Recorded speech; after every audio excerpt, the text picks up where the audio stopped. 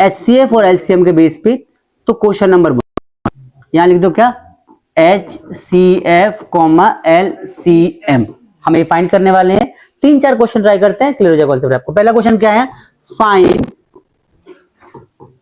The LCM and HCF of A and B। ठीक है भाई, A एंड B। अब आपको बोलेगा क्या कि A क्या है, तो A इज इक्वल टू दे रखा होगा P की पावर 3 Q की पावर 4, और B इज इक्वल टू दे रखा होगा क्या कि P की पावर 4 Q की पावर 3। बात समझ में आ रही सबको?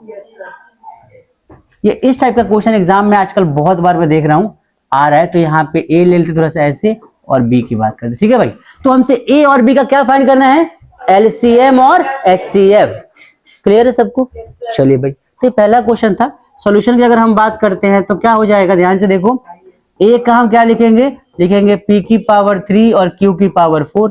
B का क्या लिखेंगे, P की पावर 4 और Q की पावर 3। आई बात समझ में? चलिए भाई, HCF की बात करेंगे, और HCF किस किस का निकाल रहे हैं, बात समझ में आ रही है? जब भी कभी HCF और LCM फाइंड करोगे, आपके माइंड में चीज होना चाहिए कि किन किन नंबर्स का निकालना है, वो इन्फॉर्मेशन साथ साथ देनी है आपको। क्लियर हो रहा है सबको? आपको ये इन्फॉर्मेशन साथ साथ देनी है, तभी जाके कॉन्सेप्ट क्लियर होगा। तो यहाँ पे A और B में देखो क्या सिखाया था आपको, HCF में कुछ वही बताएगा, कोई भी नहीं बोलेगा। जिससे बात करूंगा सिर्फ वही बोलेगा, मुझे निकालना है HCF और LCM। अभी मैंने सिखाया था कि लोएस्ट और हाईएस्ट कैसे लेना होता है, मुझे बताएगा निखिल। खड़ा हो जाए एक बार, फटाफट खड़ा हो जा। अगर ध्यान तेरा यहाँ नहीं है तो क्लास से बाहर कर दूंगा साथ में। HCF बता, इसमें पावर हाईएस्ट लेते हैं या लोएस्ट लेते हैं?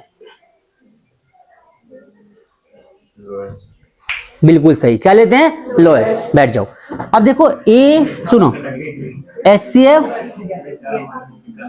A और B का बोला है ना, तो देखो यहाँ पे मान लो मैं P की पावर की बात करूं तो 3 ले लूंगा, Q की पावर की बात करूं तो ये हमारा क्या आ गया, HCF।